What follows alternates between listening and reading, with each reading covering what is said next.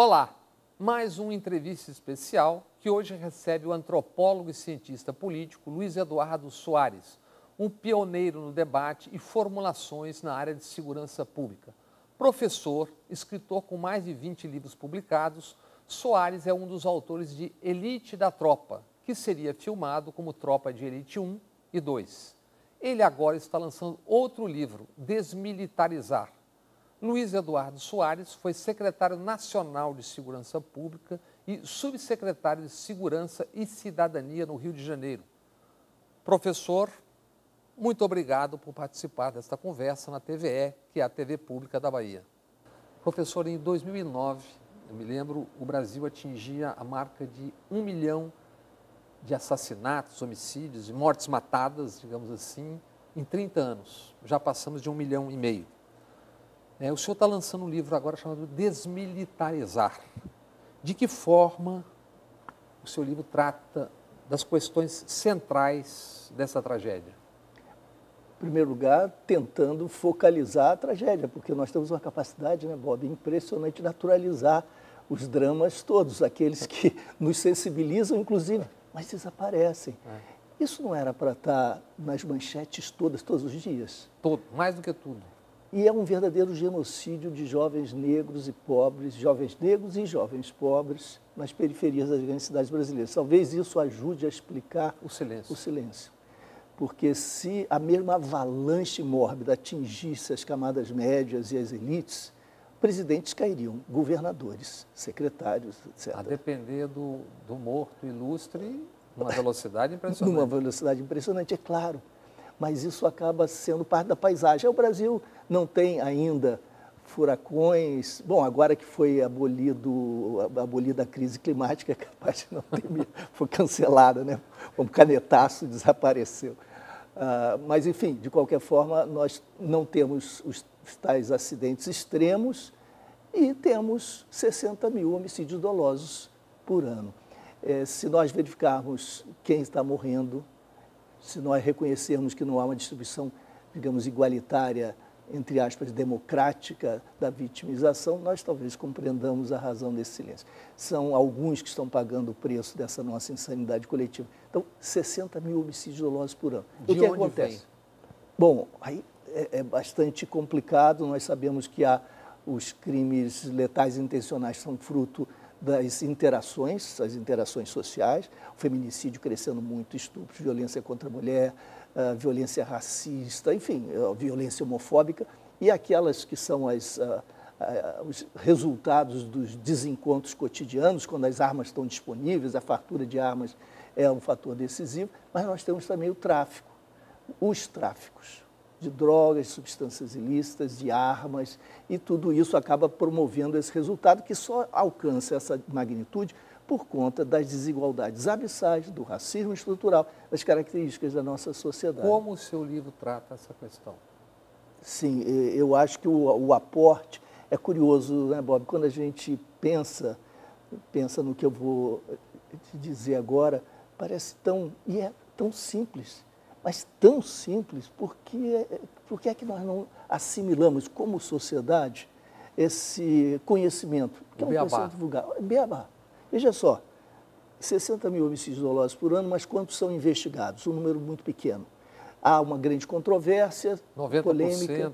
90% provavelmente não são investigados. Os números circulam ali entre 8% e 10%, mas não são números seguros, consistentes. E isso é parte do problema. A despeito do fato do ministro Alexandre de Moraes, quando deu a sua primeira coletiva com o ministro da Justiça, ter afirmado que nós não precisamos mais de pesquisas, nós precisamos de armas. Ele disse isso. E, no entanto, não sabia nos informar, por exemplo, qual era a taxa de esclarecimento de homicídio doloso, com quantos presos nós estávamos naquele momento, sob responsabilidade, supostamente, do Ministério da Justiça. Então, há essa dificuldade dos poderes da República de reconhecerem a importância do conhecimento até para a formulação de políticas públicas. Mas o fato é que nós não sabemos. O A do Beabá. Para começar, o A do Beabá nós não sabemos, mas estimamos pelas informações que são muito variadas regionalmente, que cerca de 90% dos homicídios dolosos não são investigados. Então, a taxa de impunidade relativamente ao crime mais grave é altíssimo. É um estímulo. É um estímulo e é absurdamente elevado. Mas isso não faz do Brasil, entretanto, o paraíso da impunidade, como frequentemente se diz. Por quê? Porque nós temos a terceira população penitenciária do mundo e a que mais cresce em todo o mundo desde 2002. Algo como 800 mil. Exatamente, 800 mil, estamos chegando por aí, também dados imprecisos, mas estamos chegando por aí. Agora vamos nos debruçar sobre esse universo penitenciário. Quem está lá, por que razões? Estão lá, 13% desse universo estão lá cumprindo pena por homicídio doloso, por crimes de morte intencionais, assassinatos. Um número pequeno. A grande maioria por crimes contra o patrimônio e por tráfico de drogas. Qual é o subgrupo que cresce mais desde 2007, mas muito mais do que a média, que já avança celeremente? O subgrupo formado por aqueles que cumprem pena por transgressões à lei de drogas, chamado tráfico. Entrevistamos há pouco tempo, aqui mesmo na TVE, o secretário de Segurança Pública da Bahia, que é um delegado da Maurício Barbosa, da Polícia Federal, e ele citou um dado que algo como 72% dos presos dessas levas seriam por conta do narcotráfico, é mais ou menos isso? Ele sabe certamente muito mais do que eu relativamente aos crimes que ocorrem e a população penitenciária na Bahia. No Brasil não é assim. No Brasil, 28% dos que estão no sistema penitenciário estão lá por transgressões à lei de drogas. Mas esse número é altíssimo, quase um terço da população, sobretudo se nós observarmos a trajetória, que é de crescimento acelerado, um crescimento mais intenso do que aquele, como eu dizia, que se verifica no conjunto desse universo.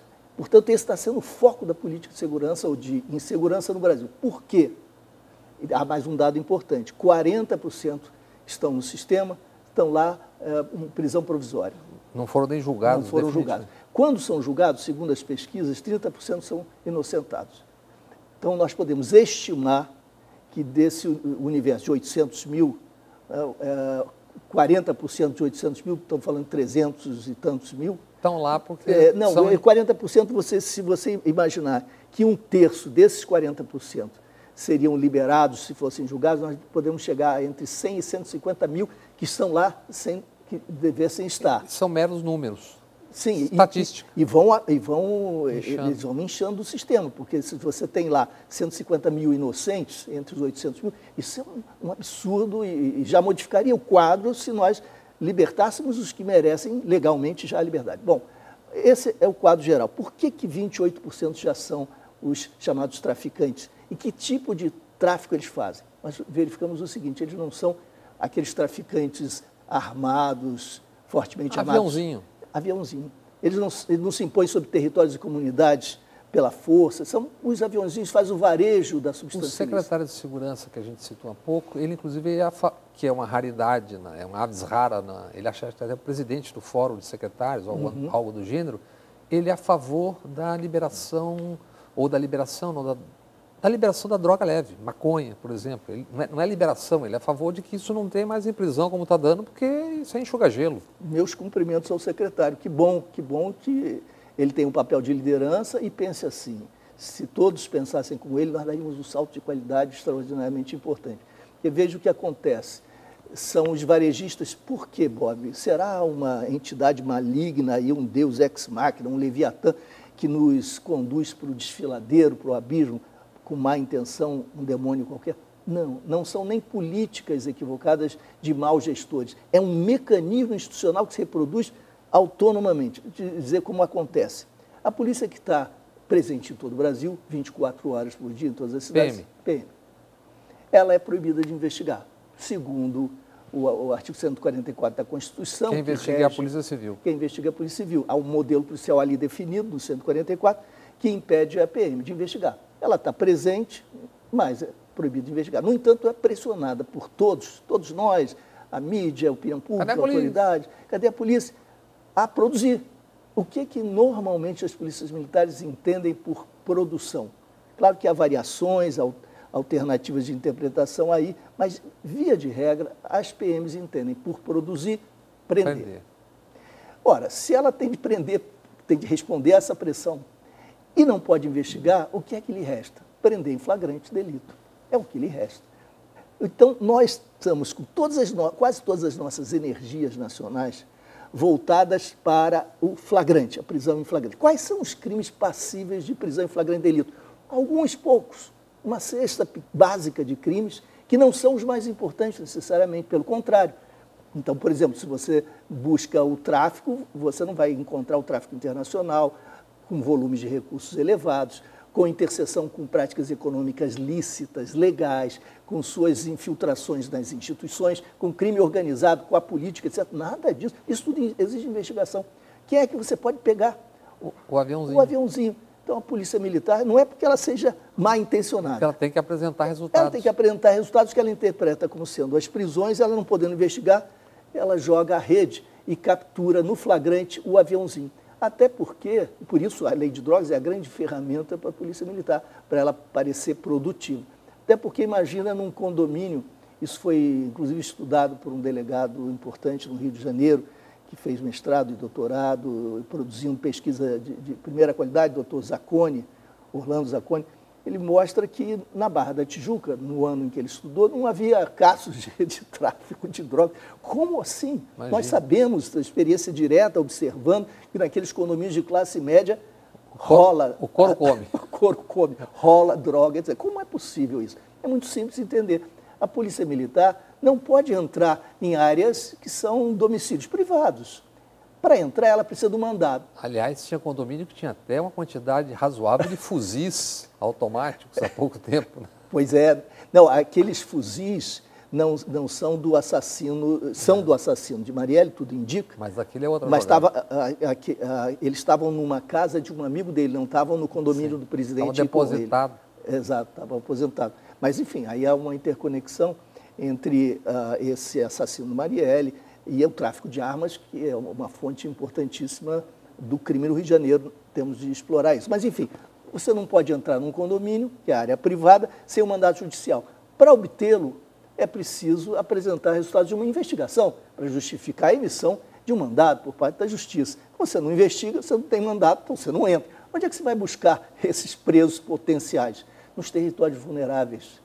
Ali é a lei da selva, do ponto de vista do poder público, lamentavelmente, com a sua brutalidade policial extraordinariamente elevada, e com a política do pé na porta, ele não há domicílio, ali se joga a rede e se capturam os aviãozinhos. Então, para concluir, Bob, numa frase, quando nós levamos essa garotada toda, que segundo as pesquisas, não agiam com violência, não estavam armados, faziam o seu ganho diário como aviãozinhos no varejo da substância ilícita, jogamos essa garotada que não está, repito, organizada, ainda que preste serviço ali para o tráfico, no sistema penitenciário, essa garotada, obrigatoriamente, para sobreviver, vai ter de se vincular a uma facção criminosa. Se tornarão soldados. Se tornarão soldados das facções, prestando lealdade subsequentemente à saída, porque é o único modo que há para sobreviver ao longo do período da prisão, sobreviver com um mínimo de garantias, etc.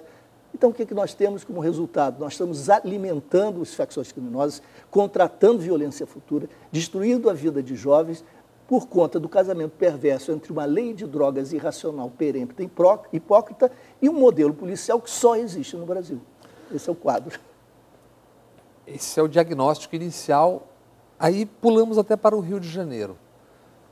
Gente que trabalhou em conexões no GSI, estima primeiro que o GSI teria mapeado todo mundo, quem é chefe, quem não é chefe, mas que o custo de você fazer ações seria brutal. Se você fizer isso, é evidentemente desconectado dos outros braços do Estado, etc. Quem é chefe não é chefe de quê? Do narcotráfico, para valer, no Rio de Janeiro.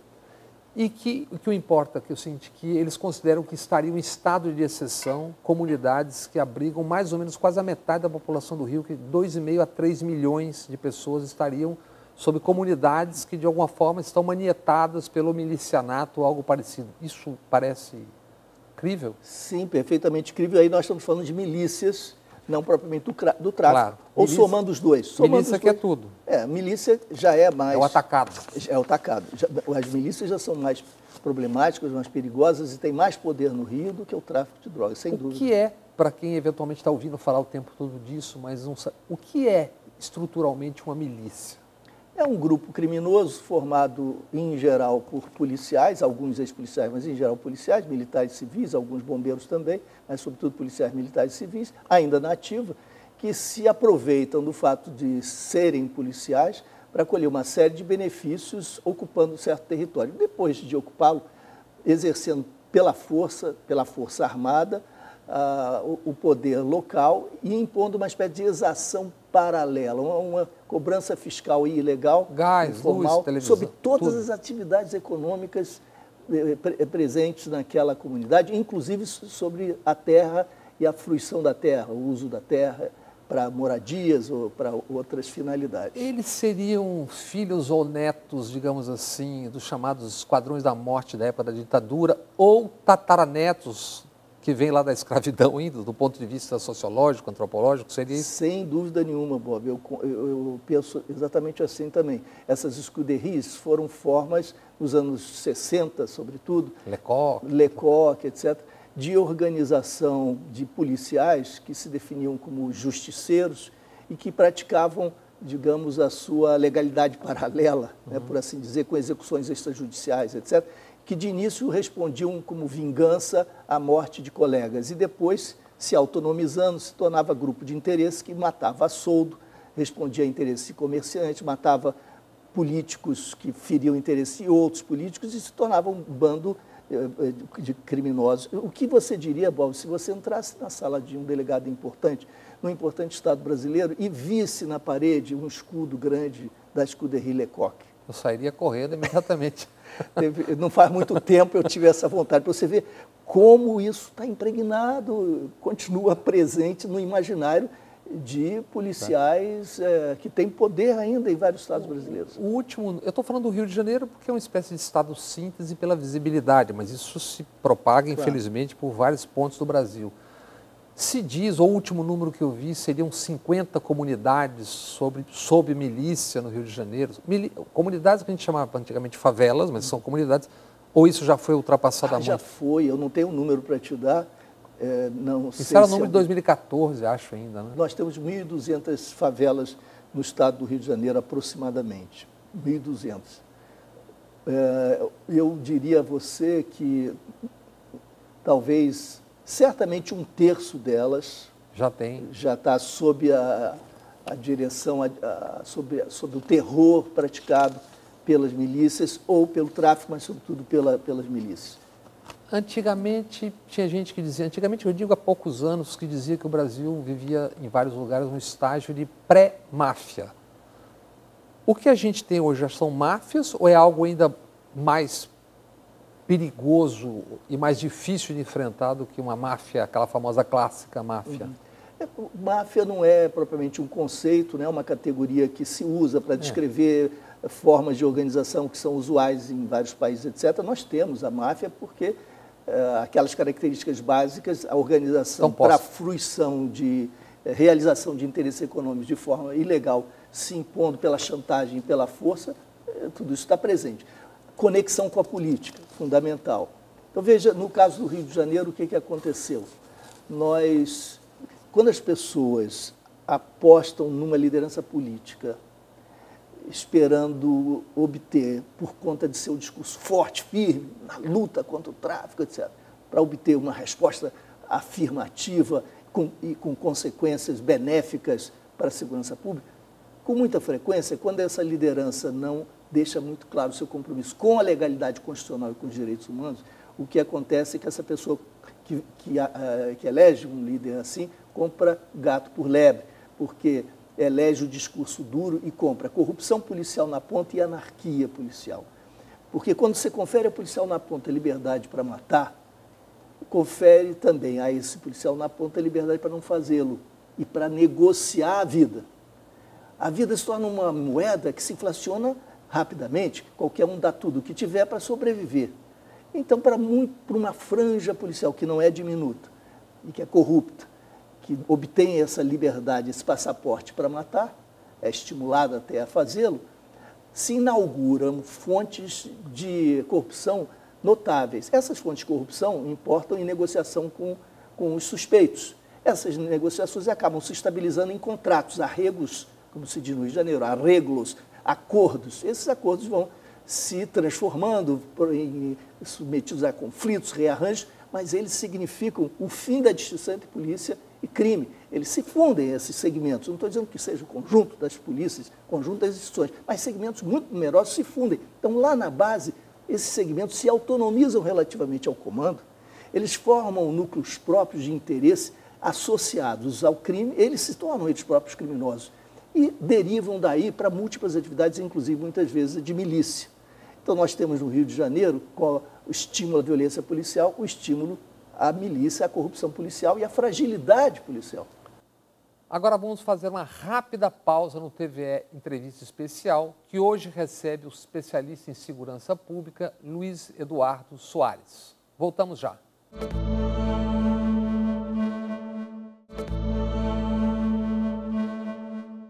De volta com o TVE Entrevista Especial, que hoje recebe o professor e escritor Luiz Eduardo Soares. O governador do Rio, Witzel, na véspera da eleição, ele foi flagrado numa cena que eu considero dantesca, em cima de um palanque com dois sujeitos que depois foram eleitos deputados, quebrando, não ele, mas os ao lado, visivelmente ao lado dele, quebrando a placa de rua com o nome da vereadora assassinada, Marielle Franco. E depois fez discursos sempre nesse caminho e autorizou, pelo que se lê, snipers a matarem à distância. Qual é o significado disso? Qual é a mensagem disso? Ainda mais estando colado a pessoas que fazem homenagens a milicianos, etc, etc.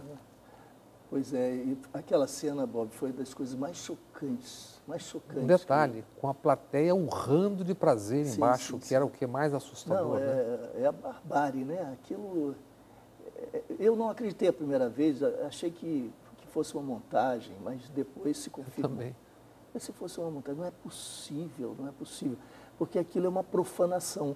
Quando você quebra o nome de alguém que já está morto e que estava sendo lembrada, a Marielle, pela placa, era uma homenagem à sua memória. Você está quebrando, destruindo a memória. Os gregos diziam que não há pena maior do que a destruição da memória. Não dar sepultura significava condenar ao esquecimento. E essa era a pior das mortes, é a morte eterna. E, portanto, é uma profanação. Isso sem nenhuma razão. Quer dizer, a Marielle, de que maneira ela poderia ser alvo desse ódio, dessa manifestação tão ostensiva, né, de brutalidade? Aí você diz, será que isso não se transmite na ponta, para o policial na ponta e para a sociedade em geral? Mas é claro, Bob, você tem toda a razão, porque há uma autorização tácita nos gestos, nas palavras. Há muito mais nas palavras e nos gestos do que apenas o que está explícito. Primeiro era o verbo. Primeiro o verbo. E mesmo sob o verbo, há esse espírito do verbo que são significados que fluem e que nós todos percebemos. Então o recado está dado por isso, não por acaso. Nós tivemos desses primeiros 4 meses já no Rio de Janeiro, uma explosão da violência policial letal. Que números? Eu não sei de cabeça o número, mas é superior ao ano passado. E ano passado houve um aumento com a intervenção federal de 36% da violência policial letal no Rio de Janeiro. Posso lhe dar o dado até 2018. De 2003 a 2018, nós tivemos no estado do Rio de Janeiro 15.061 mortes provocadas por ações policiais. Quantos desses casos foram objeto de investigação, de denúncia por parte do Ministério Público e de avaliação judicial? O número não chega a 2%. Então, nós estamos diante da tolerância com a execução extrajudicial. Nós estamos diante de uma atitude gravíssima do Ministério Público, que é constitucionalmente responsável pelo controle externo da atividade policial. O Ministério Público está se omitindo e a Justiça abençoando essa omissão. Eu vou até antecipar uma pergunta que eu faria depois para voltar a esse mesmo assunto de milícias do Rio de Janeiro, que é: que papel tem esses, eu chamo de hora do terror, no final, no começo da manhã, na hora do almoço, antes do almoço e à noite, esses programas de rádio e televisão, supostamente policiais, tal. Que papel tem isso na conformação dessa coisa da violência brasileira, das pessoas em pânico, apavoradas, além dos dados objetivos? Eu não tenho o resultado de uma pesquisa objetiva. e seria um pouco leviano uma especulação. Mas acho que eu posso dizer, sem ser irresponsável, que esse tipo de programa sensacionalista estimula o medo de um lado, o desejo de vingança de outro. Acaba passando também uma mensagem para as polícias de que é necessário que elas atem como vingadoras, botando para quebrar, desrespeitando inteiramente a comunidade, moradores, etc. Então, eu tenho a impressão que isso valoriza o que há de pior no seio das instituições policiais, e isso valoriza também o que há de pior em nós, porque o medo é parceiro... Esvazia as cidades e aí... Esvazia a cidade, e o medo é parceiro da nossa impotência. E quando nós nos sentimos impotentes, nós clamamos por um Pai Todo-Poderoso, vingador, que nos liberte do temor. Aliás, um exemplo clássico que, por exemplo, em várias cidades do mundo, quando tem um atentado, alguma coisa violenta, as populações vão para a rua. No Brasil, naquele, acho que 12 de maio de 2006, 18 milhões de habitantes da grande São Paulo se renderam a 3 presos. Marcola, Gigi do Mangue, mas não sei quem, que eram os caras da sigla que estavam atirando nos policiais de São Paulo. Quer dizer, uma cidade, as universidades fecharam as portas e as pessoas se esconderam. Pois é, mostrando aí a gravidade, a impotência e tudo isso, né?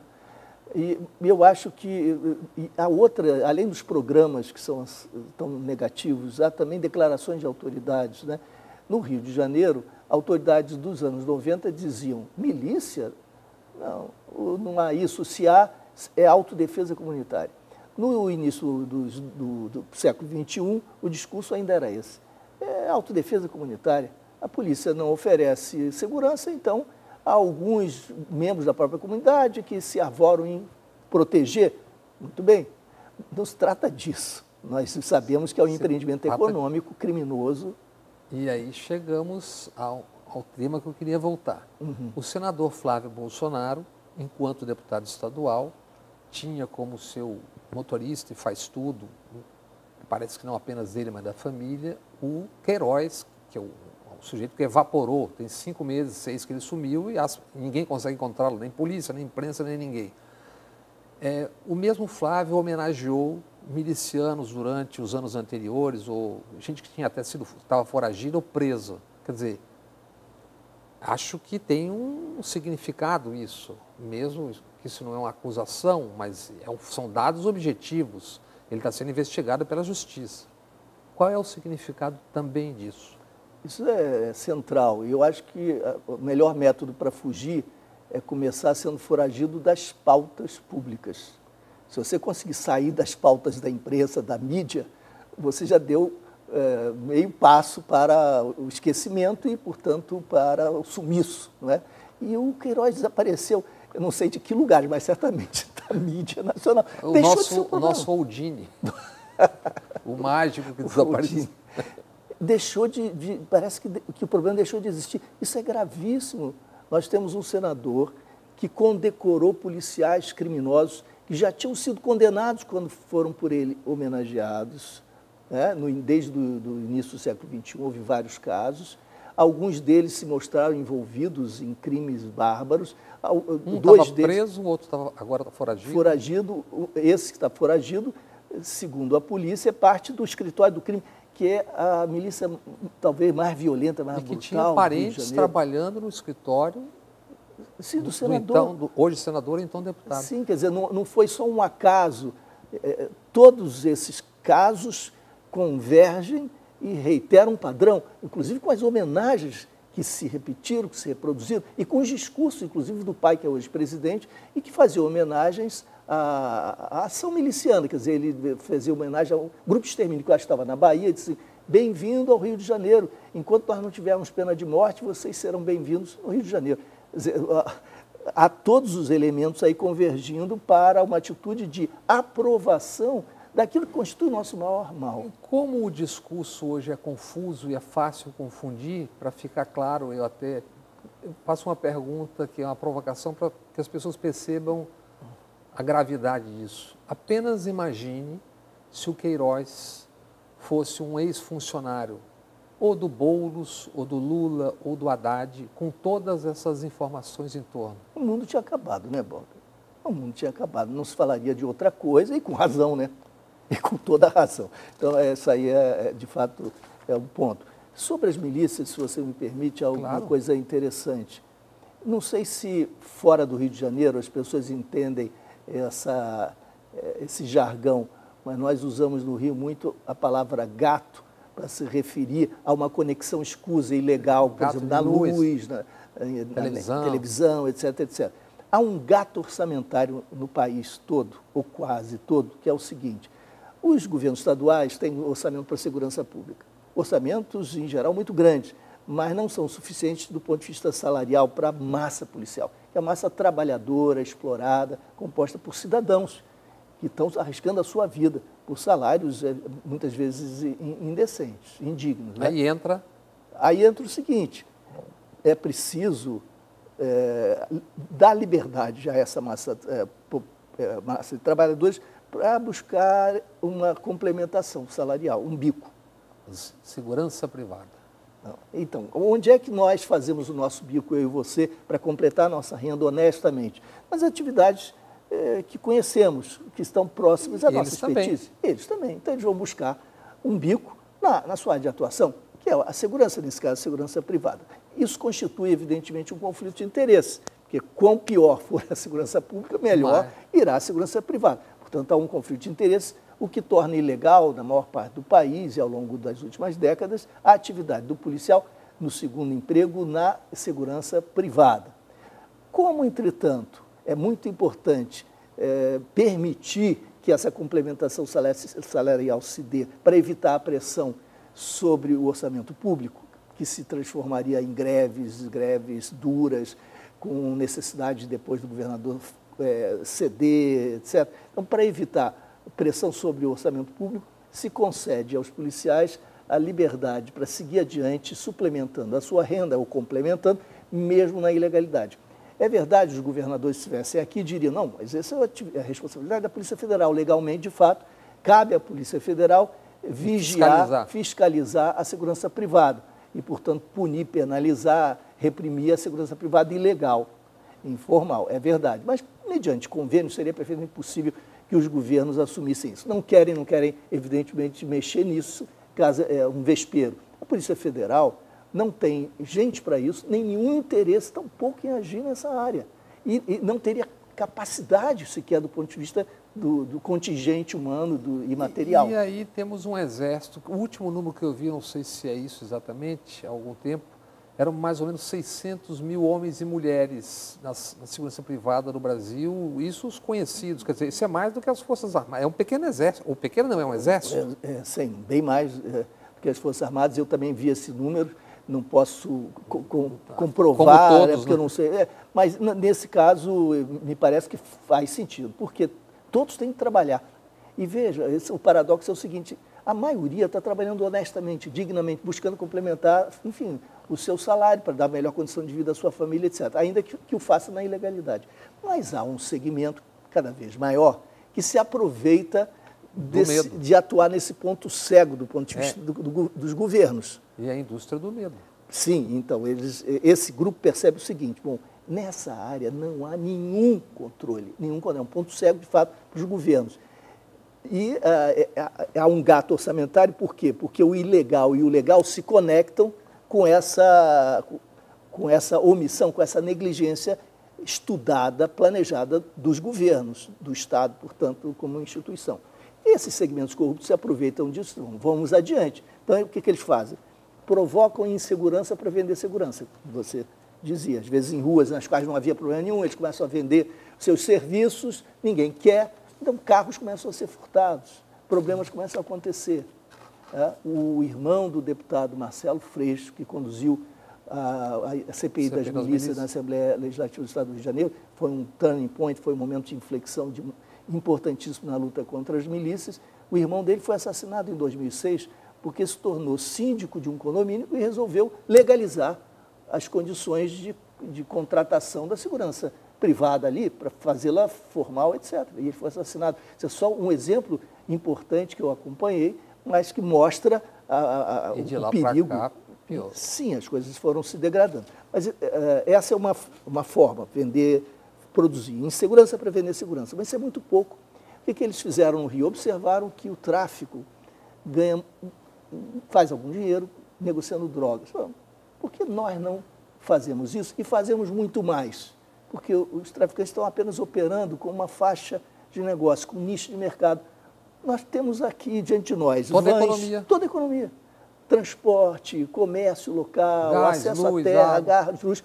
Por que não controlar o território para extrair todos os benefícios que seriam provenientes de todas as atividades comerciais pela força? E aí se iniciam as milícias. Esse recente desabamento no Rio de Janeiro, na Muzema, controlado por milícias, inclusive o negócio de construção ilegal. Exatamente. No Elite 2, um livro que eu escrevi com companheiros, que é o Elite da Tropa 2, há um relato minucioso de um caso real, que a gente apresenta como ficção, que é análogo a esse da Muzema. Então, o livro foi publicado em 2010. Há muitos casos que já são antigos. Qual é a dificuldade maior para enfrentar as milícias? É porque eles são policiais. Então, hoje em dia, você encontra todas as configurações. Milicianos terceirizando para traficantes o negócio das drogas nos seus territórios, e recebendo por isso. Faça esse serviço. Ou esmagando o tráfico local para substituí-lo. Ou contratando ad hoc serviços de ex-traficantes, ou daqueles que foram deslocados para a sua ação. A sua ação não implica custo nenhum para eles, porque eles mobilizam a força policial institucionalizada, é o Estado que paga. Vamos tomar essa área porque há tráfico aqui. A polícia toma, investe, etc., e recua. E esse refluxo abre o território para que os milicianos, então, se apropriem. E eles começam a disputar politicamente, porque quando há muito recurso e muito potencial econômico e muito poder, eles começam a se dividir. E, ao contrário dos traficantes que apenas apoiam alguns candidatos mediante pagamento, eles se arvoram em se apresentar como candidatos eles próprios. Então, eles têm um projeto político. E aí nós estamos chegando na política. Exato. E na contrapolítica, digamos assim. Na pré-eleição, você defendeu uma aliança o mais amplo possível, na chamada centro-esquerda, esquerda, tal. Eu lhe pergunto, há condições hoje para que isso se dê, de alguma forma? Quer dizer, o que chama de conservadores, que na verdade acho que é, em parte, uma brutuculândia, porque nós estamos falando de crime organizado também, conectado a isso, não é só conservador, né? Mas há condições, você vê na sociedade hoje, que condições para que essa oposição se organize em relação a tudo isso? Bob, pensando primeiro o país, pensando no Brasil, acho que nós estamos diante de uma armadilha, de um grande desafio. Seria muito importante, do meu ponto de vista, uma frente muito ampla, democrática, inclusive com conservadores, porque o que está em jogo é o país, a soberania nacional e a própria democracia. Eu acho que a Constituição está em risco, as instituições estão aos frangalhos. Alguns dizem assim, não, mas as instituições estão aí funcionando. Eu respondo, bom, estão funcionando como um ventilador no fim do mundo. Um ventilador que funciona a pilha no apocalipse. Ele continua girando para lá e para cá. E o mundo se desfez. Depende da fotografia. Depende, pelo amor de Deus. Então, nós precisaríamos dessa enorme aliança. Ocorre que não há só uma oposição entre democratas e antidemocratas. Há também uma disputa em torno da natureza do desenvolvimento brasileiro ou da natureza da organização econômica brasileira, porque nem se falaria em desenvolvimento na linha neoliberal. Em resumo popular, para quem vai a grana? Para quem vai a grana, como nós podemos promover uma grande aliança com segmentos conservadores que, entretanto, defendem a radicalização de uma agenda neoliberal que implica uma verdadeira selvageria social com descarte dos direitos. É impossível essa aliança se você tem como projeto o respeito à soberania nacional, a redução de desigualdades e um país minimamente civilizado, né? Então, nós precisamos dessa ampla aliança, mas há um óbice a essa aliança. No meio do caminho tem uma economia. No meio do caminho tem a economia e tem uma pauta, uma agenda econômica irascível, radical, que é essa do ministro Paulo Guedes, que ele encarna. Está falando da Previdência, por exemplo. A serviço do capital financeiro e da hiperexploração na força de trabalho.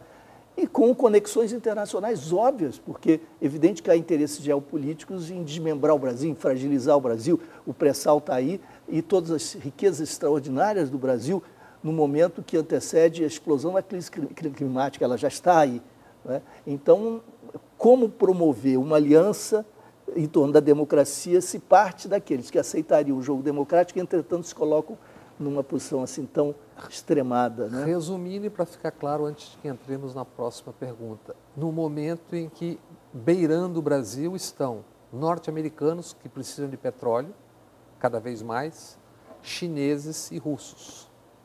Esse é o quadro, né?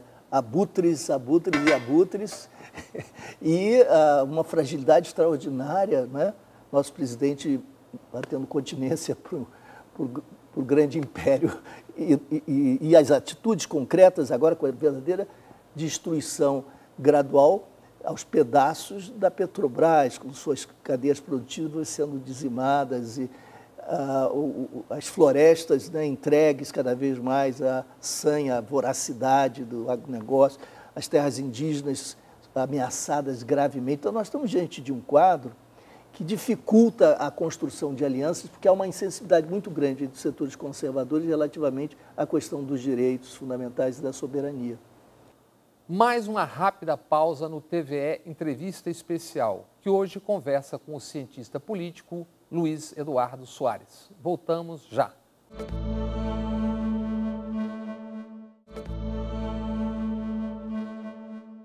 Estamos de volta com o TVE Entrevista Especial, que hoje conversa com o antropólogo e especialista em segurança pública, Luiz Eduardo Soares. Professor, sem descuidar do óbvio que a segurança pública é uma questão que tem a ver com toda a sociedade, todas as circunstâncias, mas a esquerda no poder também não se mostrou capaz de resolver ou encaminhar de alguma forma essa questão da segurança pública de uma maneira eficaz. O que a gente tem agora a tomar como referência Witzel, Dória, o presidente Bolsonaro, etc., é uma coisa autoritária. Onde foi que a coisa errou? Onde é que se falhou? Aliás, se não me engano, você foi secretário de Segurança Nacional no começo do governo Lula. Quais foram os obstáculos? Bom, esse é um grande tema que me é muito caro. Nesse livro que eu estou lançando, há alguns capítulos destinados a refletir sobre isso. Por que nós não somos capazes, nós que defendemos os direitos humanos, a redução de desigualdade, e achamos que a questão do racismo é crucial para a sociedade brasileira e que o antirracismo deve nos orientar. Por que nós não conseguimos, até agora, nos unir em torno de um programa mínimo, em relação à segurança pública? Que tem a ver com drogas. Que tem a ver com drogas, por exemplo. Né? Eu defendo a legalização das drogas há há décadas. Eu procuro mostrar como, de fato, o modo pelo qual as drogas estão, ou a guerra às drogas está se desenvolvendo, é muito pernicioso, não está sendo útil. Os resultados são tão evidentes, Bob, no mundo todo, que os preconceitos estão sendo derrotados. Estados Unidos já tem 10 estados legalizados. Sim, agora é um processo inexorável, porque o mínimo de racionalidade está impondo que aceitemos as evidências. As evidências mostram o consumo vai muito bem, obrigado, apesar da guerra às drogas e dos trilhões de dólares gastos. Quem é que tem se beneficiado disso? O próprio tráfico ilegal, que já se fundiu à economia legal, com consequências dantescas, para usar um belo adjetivo que você evocou, e a corrupção policial e de autoridades do Estado, que cresce nesse contexto, sem que se obtenha qualquer vantagem. E quem paga o preço são os mais pobres, são os jovens negros, são vítimas desse genocídio que está em curso nas periferias, etc. Então, nós estamos diante de um quadro que é tão evidentemente negativo que a alternativa se imporia. Mas as esquerdas têm muita dificuldade, o campo das esquerdas, na sua pluralidade, né, tem muitas dificuldades em pensar a segurança pública, pensar a questão das drogas, inclusive em torno de um denominador comum muito simples. Porque acho que há uma avidez por responder a demandas eleitorais e eleitoreiras. Acaba agindo da mesma forma. Que acaba fazendo com que todos caiam no poço comum, que é dizer o que as pessoas querem ouvir, porque o senso comum vai se impondo, vai se reproduzindo, os preconceitos se fortalecem e ou você reitera o preconceito ou você está fora do jogo. Então vamos fazer vamos reiterar o preconceito, porque aí chegamos ao poder E no poder damos um passo um pouco mais iluminado, ilustrado, positivo, construtivo. Não é o que tem acontecido, porque também o poder está sob constrangimento do senso comum, enquanto a mídia estiver completamente, digamos, externa ao jogo democrático, enquanto ela for monopólio, isso. Nós não temos como avançar de modo algum contra preconceitos. Por exemplo, você tem o debate público. Que debate público de fato um exemplo, faz? Esse debate que nós estamos fazendo na TVE, que tem agido como uma TV pública, o Brasil não tem nenhuma emissora em rede nacional, em horário nobre, que tenha debate sequer sobre futebol. Um continente desse tamanho, nada é discutido com todas as posições presentes à mesa. Você vê a história da Previdência, vendo televisão, ouvindo rádio, só se fala de Previdência, mas só de uma perspectiva. Você ouve uma perspectiva crítica rapidamente, excepcionalmente. Então, faltam veículos, de fato, dispostos a discutir em profundidade, com base nas evidências, nos dados, nas informações, no conhecimento acumulado, porque o discurso agora do governo federal é de desqualificar o conhecimento e desqualificar as ciências sociais, sociologia.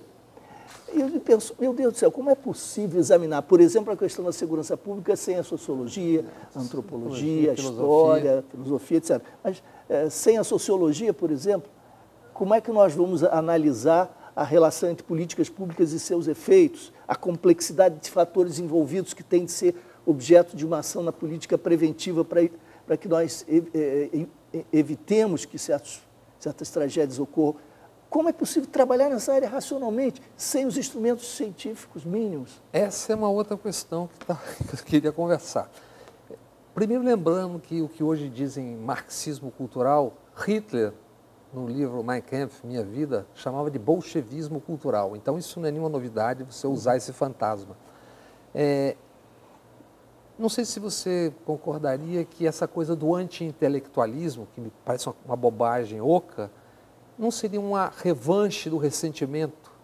Claro. De frustrações, recalques, etc, etc. Gente que por um motivo ou outro sempre esteve à margem, e não importa a classe social, e de repente isso tem um imã que junta tudo isso? Claro, claro. Eu sinto que sim, Bob. Não é à toa que o governo atual é a, digamos, exaltação do baixo clero. Aquilo que se chamava baixo clero no Congresso Nacional, que eram aqueles deputados lobistas que faziam só negócios e que não tinham nem capacidade de formulação, até para defender suas posições, por pior que fossem. Isso era chamado baixo clero. Você sem formação adequada e trabalhando... O baixo clero venceu, triunfou, como dizia hoje o de Andrade, lá nos anos 20 do século passado, triunfou o garçom de costeleta. Nada contra os garçons, mas naquela época essa era a imagem digamos, do elogio à ignorância, etc., que acabou se impondo, né? Agora temos, por exemplo, os cineastas indo negociar com Alexandre Frota. Migalhas, ou sabe-se lá o quê. Triunfou a costeleta, naquele sentido dos anos 20 do século passado. É muito triste isso. Mas um outro aspecto para chamar aqui os liberais digamos, as honras, né, para que eles façam as honras da sua tradição. Onde estão os liberais no Brasil? Não estou falando dos neoliberais selvagens, né, que estão como lobos para descartar direitos. Os liberais de boa cepa. Clássicos. Clássicos. Aqueles tipo Cláudio Lembo, Marco Maciel, na política, por exemplo. E o John Stuart Mill, que defendia as liberdades, defendia os direitos da mulher. Os liberais de boa cepa começam defendendo a legalização do aborto, a legalização das drogas, a liberdade para o comportamento, para começo de conversa. Os liberais partem daí e se aplicam à economia valorizando o mercado. Mas o mercado com alguma disciplina que impeça o descontrole completo que conduz à selvageria. O mercado regulado, né, com alguma inteligência e com compromissos sociais que, inclusive, atentam para interesses, respeitando minorias, segmentos desprestigiados, etc. Esses liberais nunca existiram no Brasil, salvo excepcionalmente. Quando eles falam do mercado, aí sim se tornam muito mais vibrantes e enfáticos. Mesmo assim, entretanto, quando a competição não atinge seus interesses, seus bolsos. Quando atinge, então recorrem ao patrocínio paternal, que eles tanto criticam, por parte do Estado, etc. Mas nós, no Brasil, não podemos prescindir de um centro liberal que erguesse a bandeira, por exemplo, uma bandeira típica da tradição liberal, dos direitos humanos, da bandeira francesa da Revolução de 1789. E a propósito da sua pergunta, onde estão os liberais, eu pergunto, você que é um intelectual engajado há décadas e um pioneiro no debate das questões de segurança, onde estão os grandes intelectuais também do outro lado? Quer dizer, não estão tendo espaço, estão assustados, estão soterrados, onde estão? Claro, estão nas suas academias, etc., mas por que não estão na cena? Eu acho que, e não é propriamente por vergonha, em alguns casos suponho que sim. Você olha o que nós ajudamos a construir. Meu Deus do céu, vou fingir que não é comigo. Querido, encolheram as crianças. Em alguns casos sim, mas eu acho que eles estão também numa armadilha complicada, porque eles provavelmente estão na expectativa de que Paulo Guedes triunfe, que a Previdência seja aprovado e que eles poderão, então, cavalgar o sucesso do que para eles é uma economia liberada dos controles estatais e com a hiperprivatização e a partir daí começar a nova era de um Brasil plenamente capitalista no sentido moderno, tal como eles idealizam, independentemente do sangue que verte na base, independentemente da magnitude da desigualdade, da exploração, do racismo que prospera e se reproduz, etc. Independente disso. Tem essa idealização de uma economia que deslancha. Então, eles devem estar pensando, bom, vamos olhar para o lado, deixa que o açougue resolva agora o problema nessa carnificina moral e prática, e daqui a pouco nós vamos pegar carona na ascensão econômica, que não vai acontecer, a meu juízo, essa é uma idealização absurda completamente. E já tinha tido um ensaio disso na destruição criadora ali no governo Fernando Henrique em relação a essas visões econômicas ultraliberais, tal, não? Sim, mas quando a gente olha retrospectivamente, ali era a delicadeza, né? A sofisticação, o refinamento daquela vaga, digamos, neoliberal, o gel, faz com que a gente perceba melhor quão radical é o momento atual, né? E a radicalidade, para mim, está explicitada não nesses discursos tão absurdos que a gente ouve diariamente, mas está, sobretudo, manifesta no ideário de Paulo Guedes, sabe? Eu acho que essa é a face mais bárbara de todo esse projeto. Mas esses discursos grotescos, hilários, coisas absurdas que a gente ouve todo dia, mas, na verdade, tem um projeto de poder que passa pelo Paulo Guedes, com seus interesses, que é o desmonte de um Estado, e aí eu pergunto também como enfrentar o desmonte de um Estado que tinha avançado em políticas públicas em relação a direitos humanos, educação e cultura, e a imposição de um outro Estado, que eu, na mesa de bar, chamaria de teomanicrático. Uhum. Tem algo acontecendo aí perigoso, ou não? Claro, Bob, e essa é uma pergunta transnacional. Eu acho que essa é a pergunta central, não diz respeito só ao Brasil. Se a gente vê o que está acontecendo nos Estados Unidos, na Europa, vê o caso da Hungria, vê a situação agora da Polônia, há exemplos que são muito claros do novo modo de desconstituição do Estado, de destruição da República. São vagas revolucionárias, contra-revolucionárias, porque se manifestam como um bloqueio a avanços sociais, etc., mas com perspectivas antissistêmicas que caracterizariam as transformações mais radicais. Só que elas se dão insidiosamente, vão se filtrando nas instituições, substituindo o ministro do Supremo, modificando a regra de composição do Supremo, por dentro das instituições, operando, digamos, uma ação, no fundo, jacobina contra toda discordância, contra todo tensionamento, e isso avança na direção da destruição mesmo do Estado Democrático de Direito, está claro. Eu acho que a prisão de Lula é o grande símbolo, a meu juízo, do que isso significa, sabe? Uma prisão política do principal líder de oposição, que torna problemática qualquer conversa sobre democracia.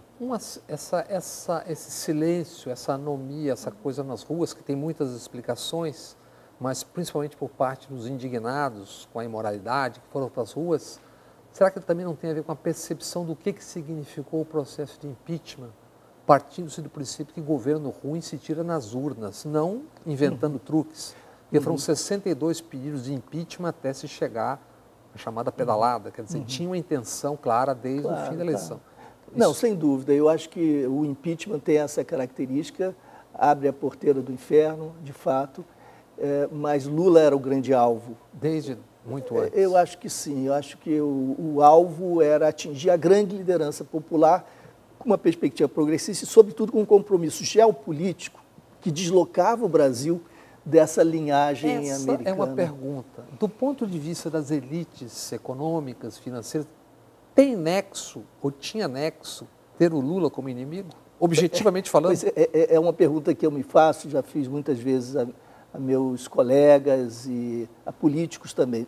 Do meu ponto de vista, Lula é a maior liderança de centro no Brasil. É uma liderança eminentemente centrista. O pessoal da Terra plana não vai concordar.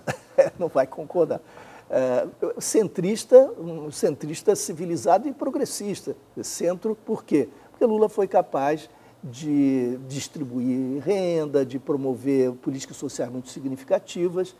Harmonizar interesses. Harmonizando interesses, sem tocar nos grandes interesses, sem tocar no capital financeiro, sem tocar, inclusive, no monopólio da mídia. Ele conviveu com esses aspectos todos, domesticando, disciplinando, digamos assim, movimentos sociais, aqui e ali cooptando, aqui e ali fazendo concessões, com muita sabedoria. Eu não estou dizendo que isso tenha sido bom, acho que devemos muitíssimo a Lula, mas há erros históricos que estão se comprovando reais agora. Claro. Mas, de toda maneira, foi um estadista e é uma figura insubstituível para as elites. Não há como pensar o futuro do Brasil sem selvageria, a anomia extrema, sem o sangue vertendo, sem tanta brutalidade, com o mínimo de justiça, caminhando num sentido cumulativo, gradualista, na direção do aprofundamento da democracia. Não há essa possibilidade sem uma liderança desse tipo, que mereça a confiança popular e que infunda a credibilidade às instituições. Fala-se muito do bolivarianismo, né, de Lula, mas qual? Ele recusou o terceiro mandato, estava na mão dele, ele tinha 85% de aprovação popular, ele sempre saiu recusou com 83%. Isso. Deixou muito claro sempre o seu apreço institucional. Por que as elites desprezaram Lula, fizeram essa campanha completamente aí voltamos indigna? A 1800. Eu acho, Bob, que a questão-chave é que as elites não poderiam mais conviver com uma geopolítica independente. Eu acho que esse é o ponto de não retorno, entende? E Lula significaria uma geopolítica independente, com o Celso Amorim, etc. Para botar a conversa na mesa do bar ou na calçada, a gente está falando aqui, por exemplo, em resumo, de petróleo, o declínio norte-americano sobre a questão energética começa em meados da próxima década. Geopolítica, objetivamente falando, claro. É isso, por exemplo. Claro, claro. E para onde corre a necessidade energética norte-americana? Eles têm que se precaver, evidentemente. O gás metano, o gás com o qual eles estão operando é caro ainda. Enfim, há testes aqui e ali que têm algum interesse, mas eles sabem que o petróleo ainda será o ouro negro por décadas, né, e objeto de grande disputa internacional. Pelo menos umas 5 décadas, pelo que se supõe, 4 décadas, etc. Tempo suficiente para que uma sociedade vá à ruína ou preserve seu poder, seus interesses. O que está em jogo é muito grande. E a água? O Brasil. A biodiversidade é parte do patrimônio que estará para o futuro, como o petróleo está presente. Né? Disputa feroz. Disputa feroz. Nós temos aí grandes players, grandes jogadores internacionais. Estados Unidos, Rússia e China. Basicamente. E aí você não vê um risco muito grande numa hora como essa. O Brasil voltado para si, para o seu umbigo, como sempre, absolutamente se fragilizando. Você não vê no médio e longo prazo um risco muito grande nisso?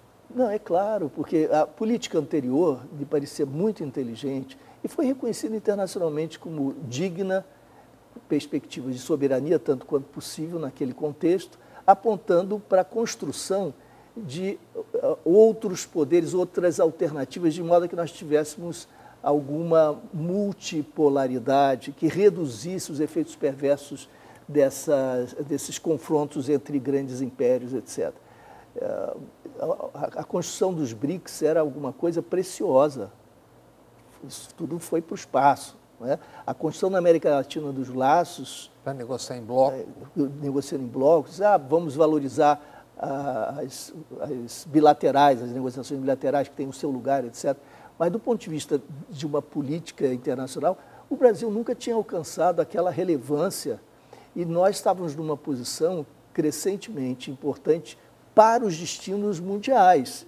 O jogo era muito importante. Por exemplo, na Venezuela, se nós tivéssemos tido uma postura de soberania, de independência... Seríamos agora os condutores de um processo. Condutores de negociações. E não o filho do presidente indo para a fronteira. Exato, exato. O ex-chanceler Celso Amorim sempre diz: nós já jogamos no passado papéis importantes, inclusive com o governo Chávez, etc., 2002. impondo recusa a programas de Chávez, etc., em nome de respeito democrático, com negociação, com diálogo, abrindo novas perspectivas. Se você acua o poder, você o obriga, para não se extinguir, a reagir com violência e brutalidade. Isso é uma estupidez, mas interessa a beligerância, interessa àqueles que estão dispostos a derrubar os muros. Então, o Brasil, enfim, são tantos os exemplos. Nós estamos numa situação tão triste de retrocesso obscurantista e com um destroçamento, né, da nossa soberania, que é muito difícil falar.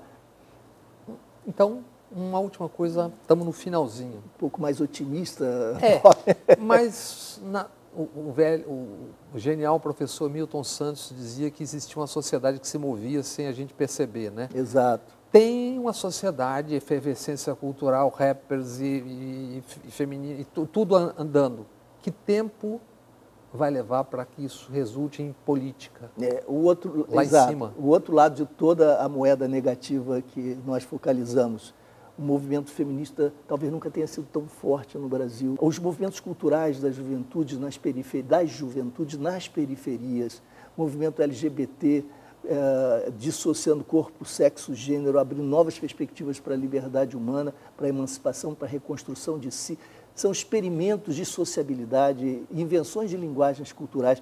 Quando você atravessa os muros da cidade, vai à periferia e percebe o potencial extraordinário nas favelas, comunidades, com a juventude, e na área cultural isso se manifesta sobremaneira, você volta recarregado de energia. E quando vê as lutas no campo, as comunidades quilombolas, as comunidades de lideranças de terreiros, as comunidades de camponeses resistindo à expropriação, que retorna agora com toda a ferocidade, mas essa resistência ainda vigorosa também, isso nos enche de esperança. Não é só o jogo político que se trava, nós travamos um jogo histórico de uma política com P maiúsculo, que se dá no fundo da sociedade, nas raízes, no grassroots, para usar a expressão interessante americana, lá onde estão as raízes de fato, com potenciais de transformação que às vezes à distância a gente não é capaz de perceber. Então isso nos enche de esperança, há sempre um horizonte adiante. Professor, muito obrigado por aceitar o convite da TV Pública da Bahia para essa conversa, que tenhamos outras. Foi um prazer, Bob, sempre à disposição. Muito obrigado. E obrigado a você que acompanhou este TVE Entrevista Especial.